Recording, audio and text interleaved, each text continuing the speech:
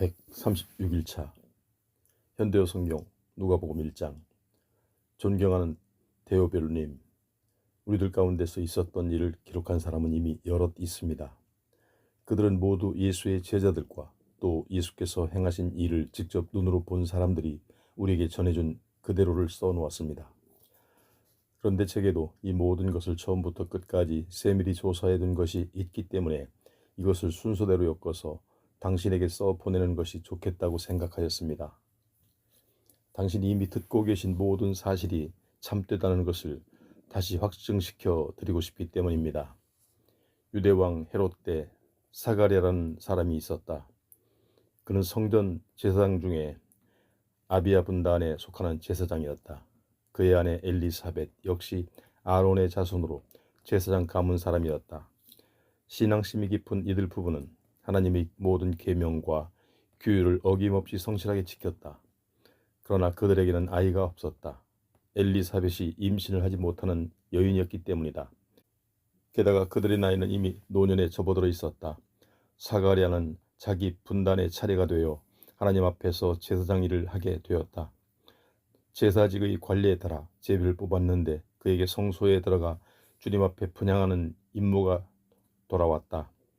그가 안에서 분향하는 동안 밖에서는 많은 군중이 성전 뜰에 서서 기도를 드리고 있었다. 그런데 성소 안에 있는 사가랴 앞에 갑자기 한 천사가 나타나 분향단 오른편에 섰다. 사가랴는 너무 놀라서 겁에 질렸다. 그때 천사가 말하였다. 사가랴야, 두려워하지 말아라. 나는 하나님께서 내 기도를 들어주셨다는 것을 알리려고 왔다. 내 아내 엘리사벳이 아들을 낳을 것이다. 너는 아이의 이름을 요한이라고 하여라. 아들을 낳게 되어 큰 기쁨과 즐거움을 누리게 될 것이고 많은 사람들도 함께 기뻐할 것이다. 그가 주님 앞에서 큰 인물이 될 것이기 때문이다. 그는 포도주나 독주를 입에 대지 않을 것이며 태중에 있을 때부터 성령으로 충만할 것이다. 그리고 많은 유대인을 그들의 주 하나님께로 돌아오게 할 것이다. 그는 예언자 엘리야의 심령과 능력을 가진 사람이다. 주님보다 먼저 와서 그분을 영접하도록 사람들을 준비시킬 것이다. 그는 어른들의 마음을 어린아이의 마음처럼 부드럽게 하고 복종하지 않는 마음을 변화시켜 믿음의 지혜를 갖도록 만들 것이다. 사가랴가 천사에게 말했다. 하지만 내가 늙고 아내도 나이가 많은데 어떻게 그 일이 가능하겠습니까? 그러자 천사가 말하였다. 나는 하나님을 모시고 있는 가브리엘이다. 그리고 이 기쁜 소식을 내게 전하라고 나를 보내신 분은 바로 하나님이시다. 그러나 내가 내 말을 믿지 않으니 너는 아들을 낳을 때까지 말을 못하게 될 것이다. 때가 되면 내 말대로 다 이루어질 것이다. 한편 밖에서 사가랴가 나오기를 기다리고 있던 사람들은 그가 성소의 안에서 너무 오래 있는 것을 이상히 여겼다. 드디어 그가 밖으로 나왔으나 말을 하지 못했다. 사람들은 그가 하는 몸짓으로 보아 성소 안에서 신비스러운 환상을 본 줄 알게 되었다. 사가랴는 성소의 책임 기간이 끝나자 집으로 돌아왔다. 그 후에 그의 아내 엘리사벳은 아기를 갖게 되어 5달 동안 집안에만 있었다. 엘리사벳은 이제 아기를 낳지 못하던 내 수치를 벗겨주시니 주님은 얼마나 은혜로우신 분인가 하고 말하였다. 엘리사벳이 아기를 가진 지 6달째 되었을 때였다. 하나님께서는 천사 가브리엘을 갈릴리의 나사렛이라는 동네로 보내셔서 다윗 왕의 가문에 속한 요셉이라는 사람과 약혼한 처녀 마리아를 찾아가도록 하셨다. 가브리엘이 마리아에게 나타나 말하였다. 기뻐하여라. 은혜를 입으니요 주께서 너와 함께 하신다. 놀라고 당황한 마리아는 천사의 말이 도대체 무슨 뜻일까 하고 생각하였다. 천사가 말하였다. 마리아여, 두려워하지 말아라. 하나님께서 너에게 놀라운 은혜를 내리셨다. 너는 이제 곧 임신하여 아들을 낳게 될 것이니 그 아기의 이름을 예수라 하여라. 그는 위대한 분이 될 것이며 하나님의 아들이라 불릴 것이다. 주 하나님께서 그에게 조상 다윗의 왕위를 주실 것이다. 그는 이스라엘을 영원히 다스리고 그의 나라는 끝이 없을 것이다. 마리아가 천사에게 물었다. 하지만 처녀인 제가 어떻게 아기를 가질 수 있겠습니까? 천사가 대답하였다. 성령께서 내게 임하시고 하나님의 능력이 너를 감싸 주실 것이다. 그러므로 내게서 태어날 아기는 거룩한 분이며 하나님의 아들이시다. 내 친척 엘리사벳도 늙은 나이에 아기를 가졌다. 사람들은 아기를 낳지 못하는 여자라고 수군댔으나 그가 임신한 지 6달이나 되었다. 하나님께서는 약속하신 것이 무엇이나 그대로 이루어 주신다. 마리아가 말하였다. 저는 주님의 종입니다. 주께서 원하시는 대로 기꺼이 따르겠습니다. 이 모든 말씀이 그대로 이루어지기를 바랍니다. 그러자 천사는 사라졌다. 며칠 뒤에 마리아는 발길을 서둘러 사가랴가 사는 유대 산간 동네로 엘리사벳을 찾아갔다. 마리아의 문안 인사를 받을 때 엘리사벳의 태중에 있는 아기가 뛰놀고 있었다. 엘리사벳은 성령이 충만하였다. 엘리사벳이 큰 소리로 말하였다. 마리아는 모든 여자들 중에서도 가장 큰 복을 받았고 태중에 있는 아기도 복받은 분이다. 내 주님의 어머니가 나를 찾아주시다니 이 얼마나 영광스러운 일인가. 마리아의 인사하는 소리를 들을 때 내 태중의 아기가 기뻐서 뛰놀았다. 하나님이 이루겠다고 말씀하신 것을 믿은 마리아는 참으로 복된 여인이다. 마리아가 노래하였다. 이 몸이 주님을 찬양하며 내 구주 하나님을 기뻐함은 주님이 비천한 계집종을 돌보셨습니다. 이제부터는 모든 세대가 나를 하나님의 복을 받은 자라 하리니 전능하시고 거룩하신 그분이 내게 큰 일을 하셨습니다. 그분의 자비는 그분을 경외하는 자들에게 대대로 있으리로다. 그분은 팔로 능력을 베푸시고 교만한 자들을 흩으셨도다. 그분은 왕들을 그들의 왕좌에서 쫓아내시고 천한 자들을 높이셨도다. 그분은 마음이 갈급한 자들을 만족하게 하시고 부자를 빈손으로 돌려보내셨도다.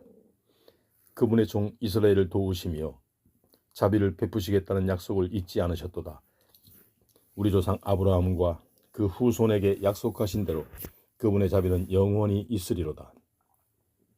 마리아는 3달쯤 엘리사벳과 같이 지낸 뒤에 자기 집으로 돌아갔다. 엘리사벳은 달이 차서 아들을 낳았다.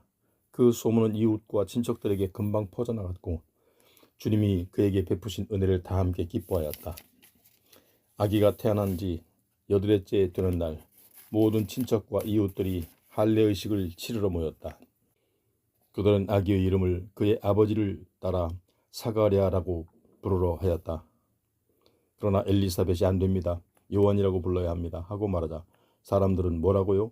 당신 집안에는 그런 이름을 가진 사람이 아무도 없지 않소? 하였다. 그래서 그들은 아기 아버지에게 손짓으로 물어보았다. 사가랴가 손짓으로 서판을 달라고 하여 그의 이름을 요한이라고 쓰자 모두 놀랐다. 그 순간에 사가랴는 다시 말을 할 수가 있게 되어 하나님을 찬양하였다. 이웃 사람들은 모두 신기해하였다. 이 소문은 유대 온 산골짜기에 퍼져나갔다. 이 소문을 들은 사람들은 모두 이것을 마음에 새겨두고 이 아기가 장차 어떤 사람이 될까 하고 말하였다. 주의 능력이 그 아기와 함께 하였기 때문이다. 그때 요한의 아버지 사가랴가 성령이 충만하여 이렇게 예언하였다. 주 이스라엘의 하나님을 찬양하여라. 당신의 백성을 찾아오셔서 해방시키셨도다. 위대한 구세주를 당신의 종 다윗의 가문에서 일으켜 우리에게 보내주셨도다. 오래전에 당신의 거룩한 예언자들을 통하여 약속하신 그대로 우리를 원수들에게서 구원하시고 우리를 미워하는 모든 사람에게서 건져내셨도다. 우리 조상에게 자비를 베푸시고 당신의 거룩한 약속을 기억하셨도다. 이것은 주께서 우리에게 주시려고 우리 조상 아브라함에게 하신 맹세이니 우리를 원수들에게서 건져주시고 두려움 없이 하나님을 섬기게 하시며 우리를 깨끗하고 올바르게 만드셔서 영원히 그 앞에서 섬기게 하셨도다. 내 어린 아들아, 너는 영광스러운 하나님의 예언자라 불리게 되니 너는 주를 위해 길을 예비하겠습니다. 너는 그분의 백성에게 죄 사함을 받고 구원 얻는 길을 알게 할 것이다. 이것은 우리 하나님의 자비로운 마음에서 온 것이다. 그분은 아침 해를 높이 떠올려 어둠과 죽음의 그늘에 앉은 자들에게 빛을 비추게 하시고 우리 발을 평안한 길로 인도하시리로다. 아기는 하나님의 극진한 사랑을 받으면서 자랐고 이스라엘 사람들 앞에 나타날 때까지 광야에서 살았다. 2장. 이 무렵에 로마 황제 가이사 아구스토는 전국에 호구 조사를 하라는 칙령을 내렸다. 이 조사는 구레뇨가 수리아 총독으로 있을 때 처음 시행한 것이다. 이 칙령에 의하면 모든 사람은 자기 본적지에 가서 등록하도록 되어 있었다. 그래서 다윗의 후손인 요셉도 다윗 왕의 고향인 유대 베들레헴으로 가야 했다. 그는 갈릴리의 나사렛을 떠나 그곳까지 가는 여행길에 이미 만삭이 된 자기 약혼녀 마리아를 데리고 나갔다. 그들이 베들레헴에 있는 동안 마리아는 다리 차서 첫 아들을 낳았고 강보로 싸서 구유에 뉘었다. 동네 여관이 다 차서 그들이 들어갈 방이 없었기 때문이었다. 그날 밤 동네 밖에 있는 들판에서는 목자들이 양을 지키고 있었다. 그런데 갑자기 주님의 영광이 그들을 두루 비추더니 천사가 그들 가운데 나타났다. 그들이 몹시 두려워하자 천사가 말하였다. 두려워하지 말아라. 나는 지금까지 너희를 들어보지 못한 가장 기쁜 소식을 전하러 왔다. 이 소식은 모든 백성에게 큰 기쁨이 될 것이다. 오늘 밤 베들레헴에서 너희 구주가 나셨다. 그분은 그리스도 주님이시다. 너희가 어떻게 그분을 알아보겠는가? 강보에 쌓여 구유에 누워있는 아기, 그분이 너희가 뵙게 될 주님이시다. 갑자기 많은 천군이 나타나 그 천사와 함께 하나님을 찬양하였다. 지극히 높은 곳에서는 하나님께 영광이요, 땅에서는 주님이 기뻐하는 사람들에게 평화로다. 그 많은 천군 천사들이 하늘로 되돌아가자 목자들이 말하였다. 어서 베들레헴으로 갑시다. 가서 주님이 우리에게 일러주신 그 놀라운 일이 일어난 것을 봅시다. 그들은 서둘러 동네로 달려갔다. 그리고 마리아와 요셉을 찾아냈다. 과연 아기는 구유 안에 누워 있었다. 목자들은 자기들에게 있었던 일과 천사가 이 아기에 대하여 말한 모든 것을 사람들에게 알렸다. 목자들의 이야기를 듣는 사람들은 모두 깜짝 놀랐다. 그러나 마리아는 조용히 이것을 마음속에 담아두었다. 목자들은 천사가 일러준 사실과 자기들이 듣고 본 것을 모두 같았기 때문에 찬양으로 하나님께 영광을 돌리며 돌아갔다. 여드레가 되던 날 아기에게 할례를 행했다. 그리고 아기가 잉태되기 전에 천사가 일러준 대로 예수라고 이름 지었다. 아기를 낳은 후에 지켜야 하는 모세의 율법에 따라 마리아가 성전에서 정결 예물을 드릴 때가 되자 아기의 부모는 아기를 죽게 드리려고 예루살렘으로 데리고 올라갔다. 하나님께서 이스라엘 사람들 가운데서 어머니의 태를 열고 처음 나온 맏아들은 모두 거룩하게 구별하여 나에게 바치라 하고 율법에서 말씀하셨기 때문이다. 그들은 또 예수의 정결 예식을 위한 희생제물로 산비둘기 한 쌍이나 어린 집비둘기 2마리를 드리라는 율법의 규정을 따랐다. 그날 성전에는 예루살렘에 사는 시므온이라는 사람이 와 있었다. 그는 바르고 경건한 사람으로서 성령이 충만하여 메시아가 곧 오실 것이라고 늘 기다리고 있었다. 그는 하나님이 기름을 부으신 왕을 보기 전에는 죽지 않을 것이라고 성령의 계시를 받은 일이 있었다. 그날도 그는 성령의 인도로 성전에 가게 되었는데 그때 마침 마리아와 요셉이 율법이 정한 대로 아기 예수를 죽게 드리려고 들어왔다. 시므온은 아기를 품에 안고 하나님을 찬양하였다. 주여, 주께서 제게 약속하신 대로 이 종은 평안히 눈감게 되었습니다. 주께서 세상을 위하여 보내주신 구주를 내 눈으로 보았습니다. 이분은 모든 나라를 비추는 빛이시며 주의 백성 이스라엘의 영광이십니다. 곁에 서서 이 말을 들은 요셉과 마리아는 놀랄 뿐이었다. 시므온은 그들을 축복한 후에 마리아에게 말하였다. 이 아기는 많은 이스라엘 사람들의 배척을 받을 것이기 때문입니다. 그러한 배척은 그들을 파멸에 이르게 하는 원인이 될 뿐입니다. 그러나 이분은 많은 사람들에게 큰 기쁨이 될 것입니다. 또한 그들의 마음속 가장 깊은 생각들을 드러나게 할 것입니다. 여자 예언자 안나도 그날 성전에 있었다. 그 여자는 아셀 지파에 속하는 비누엘의 딸로 나이가 매우 많았다. 결혼한 지 7해 만에 남편이 죽었으나 그는 84살이 되도록 과부로 살았다. 그 여자는 성전을 떠나지 않고 밤낮으로 기도하며 때로는 금식하면서 하나님을 섬겨왔다. 그 예언자는 마침 돌아오다가 시므온이 마리아와 요셉에게 하는 말을 듣고 하나님께 감사를 드린 후 구주를 기다리는 예루살렘의 모든 사람에게 메시아가 드디어 오셨음을 알렸다. 예수의 부모는 하나님의 율법을 요구하는 모든 일을 다 마치고 갈릴리 나사렛으로 돌아왔다. 아기는 날로 건강하고 튼튼하게 잘 자랐으며 지혜가 뛰어났다. 하나님께서 늘 보살피신 까닭이다. 예수의 부모는 해마다 6월절에는 예루살렘으로 갔다. 예수께서 12살 되던 해에도 그들은 절기 관습을 따라 유월절을 지키러 올라갔다. 그런데 잔치가 끝나고 나사렛으로 돌아갈 때 예수께서는 아무에게도 알리지 않고 예루살렘에 머물러 계셨다. 예수의 부모는 첫날에는 예수를 찾지 않았다. 일행 중에 섞여서 친구들과 같이 오리니 생각했기 때문이다. 그러나 저녁 때까지도 예수께서 보이지 않자 친척들과 친구들을 찾아다니며 예수의 행방을 물었다. 그러나 아무 데서도 찾지 못하자 그들은 예루살렘으로 되돌아갔다. 사흘 후에야 그들은 예수를 성전 안에서 찾아냈다. 예수께서는 율법 교사들과 함께 앉아서 율법 문제를 토론하고 계셨다. 그런데 듣는 사람은 모두가 예수의 슬기로운 대답에 경탄하고 있었다. 예수의 부모 역시 그 일을 보고 깜짝 놀랐다. 어머니가 예수께 말하였다. 얘야, 왜 이렇게 우리를 애태우느냐? 네 아버지와 내가 너를 찾느라고 곳곳을 찾아 헤맸단다. 예수께서 말씀하셨다. 왜 나를 그렇게 찾아다니셨습니까? 내가 내 아버지 집인 성전에 있으리라는 것을 알지 못하셨습니까? 그러나 부모는 그 말씀이 무슨 뜻인지 알아듣지 못하였다. 예수께서는 부모를 따라 나사렛으로 돌아와 부모에게 순종하며 지내셨다. 예수의 어머니는 이 모든 일을 마음에 간직하였다. 예수께서는 키와 지혜가 자라고 하나님과 사람들에게 더욱 사랑을 받으셨다. 3장. 디베리오 황제가 다스린 지 15년째 되던 해였다.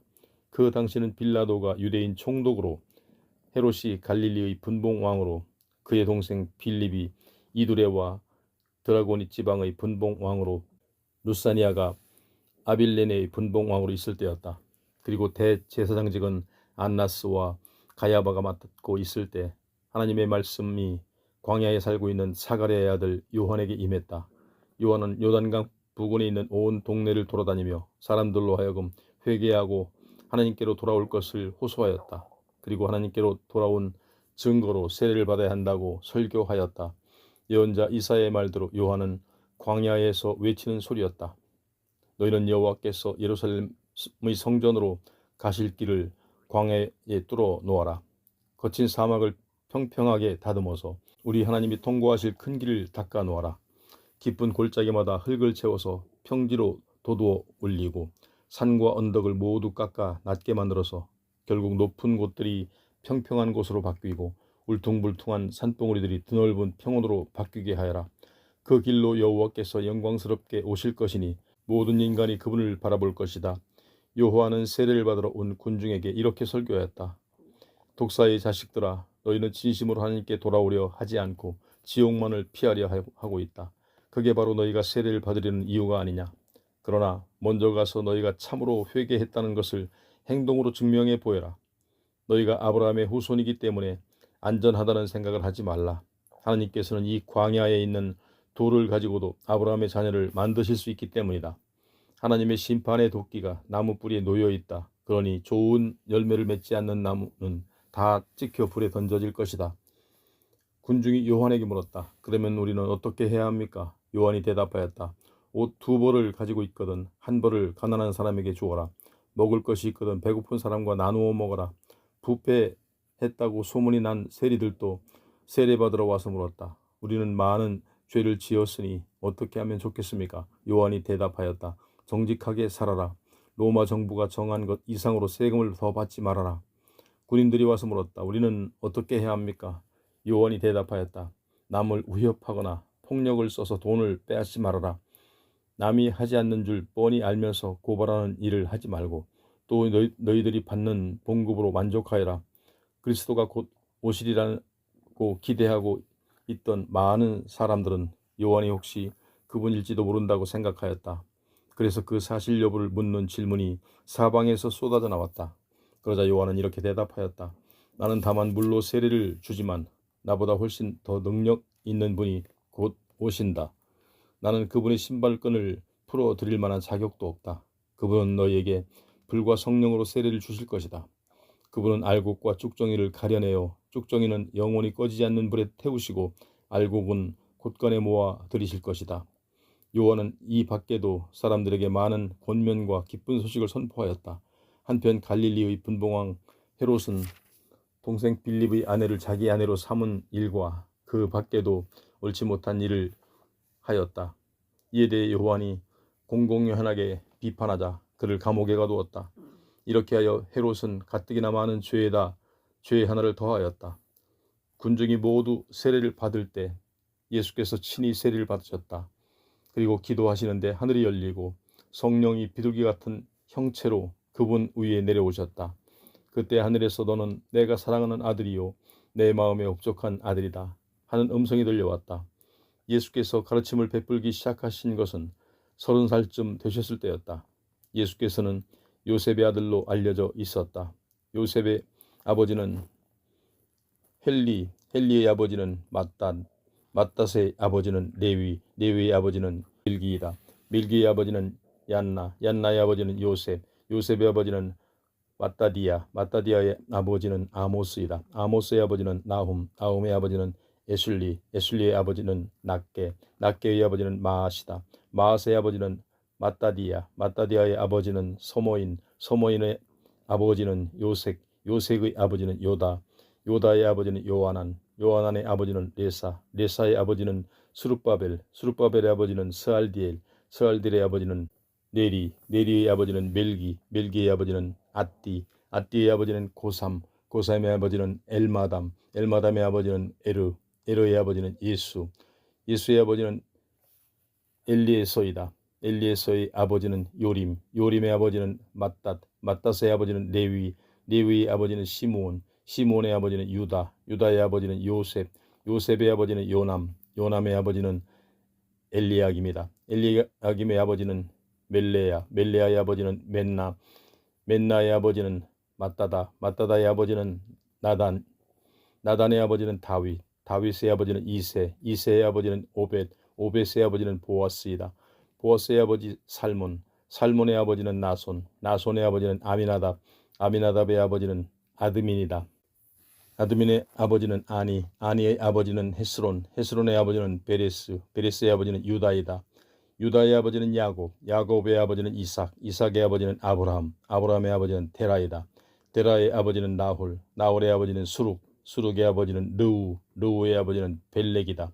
벨렉의 아버지는 헤보의 아버지는 살라의 아버지는 가이난의 아버지는 아박삿이다. 아박삿의 아버지는 셈의 아버지는 노아의 아버지는 레멕의 아버지는 무두셀라이다. 무두셀라의 아버지는 에녹의 아버지는 야렛의 아버지는 마할랄렐의 아버지는 가이난의 아버지는 에노스의 아버지는 셋의 아버지는 아담의 아버지는 하나님이다.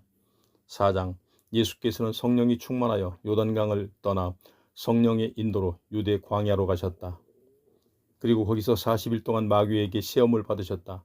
그동안 아무것도 잡수지 않으셨기 때문에 몹시 시장하셨다. 마귀가 말하였다. 만일 당신이 하나님의 아들이거든 이 돌더러 떡이 되라고 해보시오.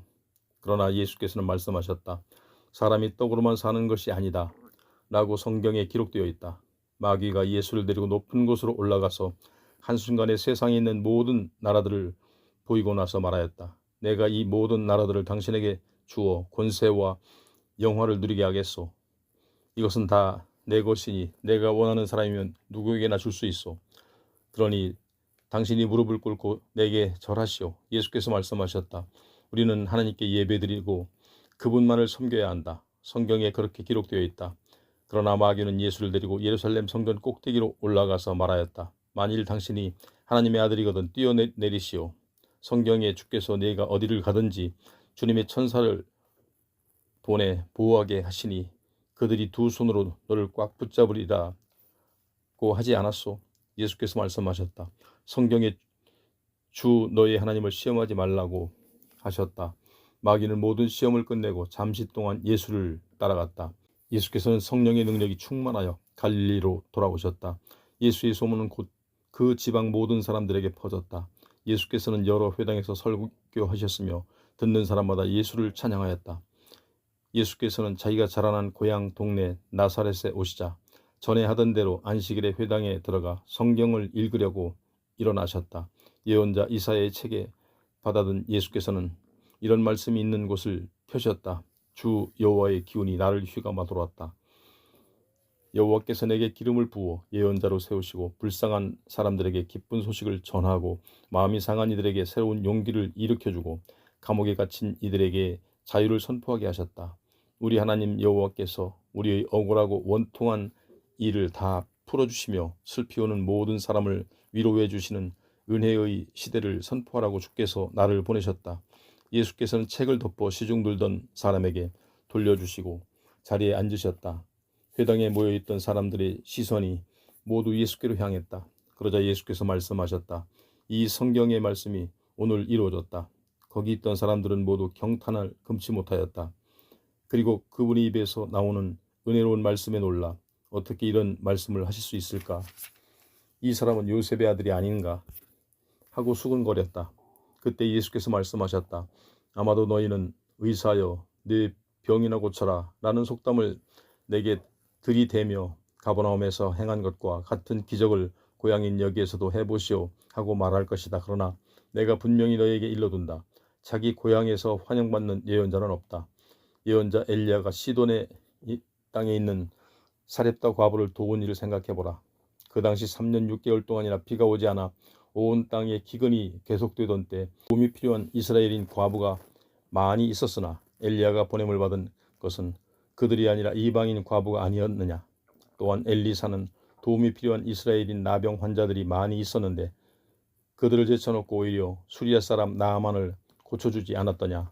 이 말씀을 듣고 있던 사람들은 화가 나서 뛰어 일어나 예수께로 몰려들었다. 그리고 동네 끝에 있는 벼랑으로 끌고 가서 아래로 밀쳐 떨어뜨리려고 하였다. 그러나 예수께서는 군중 한가운데 가로질러 그곳을 떠나가셨다. 예수께서는 갈릴리의 가버나움으로 되돌아가셔서 안식일에 회당에 나가 설교하셨다. 여기서도 사람들은 예수의 말씀에 놀랐다. 예수께서는 단순히 다른 사람들의 의견을 인용하지 않으시고 그분 자신의 말로 확신 있게 진리를 말씀하셨기 때문이다. 마침 그 회당에 더러운 귀신 들린 사람 하나가 있다가 예수께 소리질렀다. 나사렛 예수여, 우리를 이대로 놔두시오. 당신은 우리를 멸하려고 오셨습니까? 나는 당신이 누구인지 압니다. 당신은 하나님의 거룩한 아들이십니다. 예수께서는 그를 꾸짖으시며 조용히 하라. 그리고 그에게서 나오라 하고 명령하셨다. 귀신은 군중이 지켜보는 앞에서 그 사람을 내동댕이 치더니 더 이상 그에게 상처를 입히지 않고 떠나가 버렸다. 사람들은 눈이 휘둥그레져서 이분의 말씀대로 도대체 무슨 능력이 있기에 귀신까지도 복종하는가 하였다. 예수께서 행하신 이 일을 화제거리가 되어 온 지방으로 퍼져나갔다. 회당에서 나오신 예수께서 시몬의 집으로 가셨다. 마침 시몬의 장모는 심한 열병을 앓고 있었으므로 사람들은 제발 이 부인을 고쳐주십시오 하고 간절하게 애원하였다. 예수께서 그 부인 곁에 서서 열병을 꾸짖자 곧 병이 떠나 체온이 정상으로 되돌아왔으며 그 부인은 일어나서 그들을 위하여 식사를 준비하였다. 해질 무렵에 사람들은 무슨 병에 걸렸던지 가리지 않고 병자들을 예수께 데려왔다. 예수께서는 일일이 그들 위에 손을 얹어 모두 고쳐주셨다. 또 귀신들이 예수의 명령을 받고 여러 사람에게서 나가며 당신은 하나님의 아들이십니다 라고 소리질렀다. 귀신들이 이미 예수가 그리스도인 줄 알고 있었기 때문에 예수께서는 귀신들을 꾸짖어 그 말을 못하게 하셨다. 날이 밝자 예수께서 한적한 곳으로 가셨다. 사람들이 사방으로 찾아 헤매다가 예수를 만나자 자기들을 떠나지 말라고 간청하였다. 그러나 예수께서는 나는 다른 여러 곳에서도 하나님의 나라의 복음을 전해야 한다. 하나님이 이 일을 위해 나를 보내셨다고 말씀하셨다. 그리고 예수께서는 온 유대를 다니시며 여러 회당에서 복음을 전하였다. 5장. 하루는 예수께서 게네사렛 호숫가에서 설교를 하시는데 많은 군중이 하나님의 말씀을 들으려고 몰려왔다. 그때 호숫가에서 작은 배 2척을 대어놓고 어부들이 그물을 씻고 있는 것을 보신 예수께서 그 배들 중 시몬의 배에 오르셨다. 그리고 배를 호숫가에서 약간 떼어놓게 하신 후 앉으셔서 군중들을 가르치셨다. 예수께서 말씀을 다 마치시고 시몬에게 이제 깊은 데로 나아가서 그물을 내려라. 그러면 많은 고기가 잡힐 것이다 하고 말씀하셨다. 시몬이 대답하였다. 선생님, 저희가 어제 밤새도록 애를 썼으나 한 마리도 잡지 못하였습니다. 그러나 선생님이 그렇게 말씀하시니 다시 해보겠습니다. 시몬이 그대로 하였더니 그물이 가득 차서 찢어질 지경이었다. 그들은 다른 배에 있는 동료들에게 소리쳐 도움을 청하였다. 배가 가라앉을 정도로 곧 2배의 고기가 가득 찼다. 시몬 베드로가 이것을 보고 예수 앞에 무릎을 꿇고 주님, 제게서 떠나 주십시오. 저는 주님을 모시기에는 너무나도 부족한 죄인입니다 하고 말하였다. 베드로는 다른 사람들과 마찬가지로 엄청나게 많이 잡힌 고기를 보고 놀랐던 것이다. 시몬의 동료인 세베대의 아들 야고보와 요한도 몹시 놀랐다. 예수께서 시몬에게 말씀하셨다. 두려워 말아라. 이제부터 너는 사람을 낳게 될 것이다. 그들은 곧 배를 호숫가에 댄 후에 모든 것을 버려두고 예수를 따라갔다. 예수께서 어떤 동네를 방문하셨을 때 거기에 온몸이 나병으로 문드러진 사람이 있었다. 그가 예수를 보자 엎드려서 얼굴을 땅에 대고 병을 고쳐달라고 애원하였다. 선생님, 원하신다면 선생님은 제 병을 깨끗이 고칠 수 있습니다. 예수께서 손을 내밀어 그를 만지며 내가 원한다, 깨끗하게 되어라 하고 말씀하시자 나병이 곧 나았다. 예수께서 아무에게도 알리지 말고 곧장 제사장에게 가서 몸을 보이고 모세의 율법에 기록된 대로 예물을 드려 내가 깨끗하게 된 것을 증명하라고 이르셨다. 그러나 이러한 예수의 능력에 대한 소문이 금방 퍼져나가서 설교를 듣거나 병을 고치려는 사람들이 떼지어 몰려들었다. 그러나 예수께서는 때때로 한적한 곳으로 물러가서 홀로 기도하셨다. 하루는 예수께서 가르치고 계신 자리에 갈릴리와 유대 여러 동네와 예루살렘에서 온 바리새파 사람들과 율법학자들 몇 명도 함께 앉아 있었다. 예수께서는 하나님의 병 고치는 능력이 함께하고 있었다. 그때 어떤 사람들이 중풍병자 한 사람을 침상에 누인 채 데려왔다. 그들은 사람들 사이에 해치고 들어오려 하였으나 도저히 예수 앞에 이를 수 없음을 알자 지붕 위로 올라가 기와를 벗겨내고 병자를 침상째 예수 앞에 달아내렸다. 예수께서 그들이 믿음을 보시고 네 죄는 용서받았다 하고 말씀하셨다. 바리새파 사람들과 율법학자들이 서로 수군거렸다. 이 사람은 자기를 누구라고 생각하는 것일까? 저렇게 하나님을 모독하는 말을 함부로 하다니 하나님 한 분 외에 누가 죄를 용서할 수 있단 말인가? 예수께서는 그들의 생각을 아시고 말씀하셨다. 왜 그것이 하나님을 모독하는 것이 되느냐? 내 죄 사함을 받았다 하는 말과 일어나 걸어가라 하는 말 중에 어느 것이 더 쉽겠느냐? 인자는 땅 위에서 죄를 용서할 권세를 가지고 있다. 내가 이 사람을 고쳐서 너희에게 그 증거를 삼겠다. 그리고 중풍병자에게 침상을 들고 집으로 가라. 네 병이 나았다 하고 명령하셨다. 그러자 모든 사람이 지켜보는 가운데 그 사람은 벌떡 일어나 침상을 들고 하나님을 찬양하며 집으로 갔다. 그 자리에 있던 사람들은 모두 놀라움과 두려움에 사로잡혔다. 그들은 하나님을 찬양하며 우리는 오늘 신기한 일을 보았다 하고 말하였다. 그 후 예수께서는 마을로 떠나 나오시다가 세리 한 사람이 세관에 앉아 있는 것을 보셨다. 그의 이름은 레위였다. 예수께서 그에게 와서 나를 따르라고 말씀하셨다. 그러자 레위는 모든 것을 버리고 일어나 예수를 따랐다. 레위는 곧 자기 집에서 예수를 기빈으로 모시고 잔치를 베풀었다. 레위의 많은 동료 세리들과 손님들이 모였다. 바리새파 사람들과 율법학자들은 예수의 제자들을 비방하며 당신들은 어찌하여 세리와 죄인과 함께 먹고 마시는 겁니까? 하고 말하였다. 예수께서 그들에게 말씀하셨다. 의사가 필요한 사람은 병자이지 건강한 사람이 아니다. 내가 죄인들과 함께 한 것은 그들을 죄에서 돌아서게 하려는 까닭이다. 자신은 이미 흠잡을 데 없다고 생각하는 사람들과는 시간을 보낼 까닭이 없지 않느냐. 그들은 또 세례 요한의 제자들은 금식하면서 기도하고 바리새파 사람들의 제자들도 그렇게 합니다. 그런데 당신의 제자들은 왜 먹고 마시기만 합니까? 하고 트집을 잡았다. 예수께서 대답하셨다. 결혼잔치 손님들이 신랑과 함께 축하하는 동안 배고프게 지내더냐? 그러나 신랑이 죽임을 당할 날이 올 것인데 그때는 그들이 아무것도 먹으려 하지 않을 것이다. 예수께서 다시 비유를 들어 말씀하셨다. 새 옷에서 조각을 베어내어 낡은 옷에 대고 깁는 사람은 아무도 없다. 새 옷을 못 쓰게 할 뿐만 아니라 낡은 옷도 새로 된 조각 때문에 어울리지 않는다. 또 새 포도주를 낡은 가죽 부대에 담는 사람도 없다. 새 포도주가 낡은 가죽 부대를 터뜨려서 부대를 버리게 되고 포도주도 쏟아질 것이다. 새 포도주는 새 부대에 담아야 한다. 묵은 포도주를 마시고 나서 새 포도주를 달라는 사람은 없다. 묵은 것이 좋다는 것을 누구나 다 알고 있기 때문이다.